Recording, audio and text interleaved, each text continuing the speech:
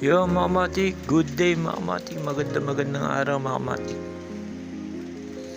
Dahil sa true life mga matik, ito ang buhay natin mga matik. Dahil sa mataas ang bilihin, kaya na sinasabi siya, pagka mataas ang bilihin, kailangan magtipid-tipid.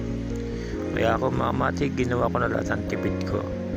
Ito mga matik, pagkain ko ngayon, dahil sa wala na gas kaso mga matik, ito mga matik.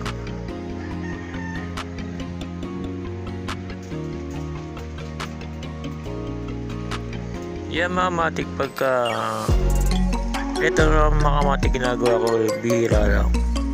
Pagka wala talaga, kailangan gawin. Sa panahon kasi ngayon mga matik, hindi na kailangan yung paarte-arte pa. Kailangan magpakatotoo ka mga matik. Yun mga matik ang buhay ng tao. Ngayon mga matik, ito mga matik ngayon. Yung pagka-amusal ko mga matik, kape sa kakanin lang. Tapos mga matik, dahil sa kape at kanin, kape, sinamahan ko pa rin ng kape mga matik.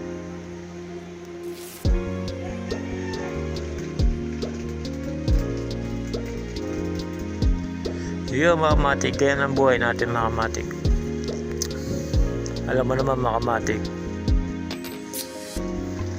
lahat na ay gagawin mga matik, huwag ka lang magutom. Huwag lang tayo magutom mga matik.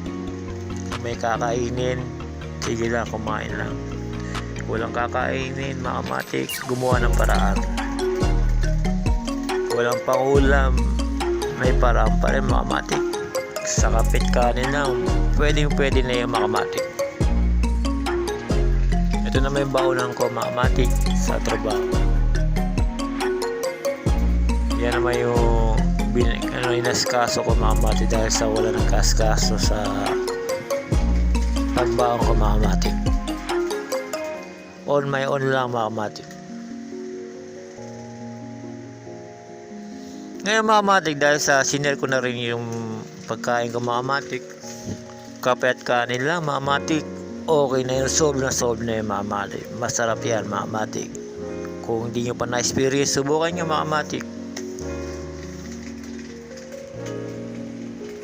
Ako na nagsasabi siya, 100% sarap niyan. Kahit kape at kanin lang ang kinakain mo mga matik. Katulad ko mga matik, dahil si Doka matik, mga matik, kahit ano kinakain, huwag lang magutom.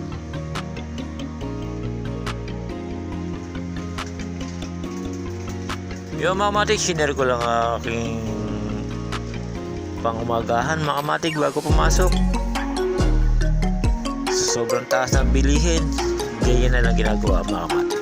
Yung mga matik, sinare ko lang, hanggang dito na lang mga matik. Salamat mga matik. Kung nais mong subukan kung ano lasa ng kape at kanin mga matik, i-try nyo rin mga matik. Ako na nagsasabi sa inyo, 100% sarap. Yan mga matik, salamat again mga matik.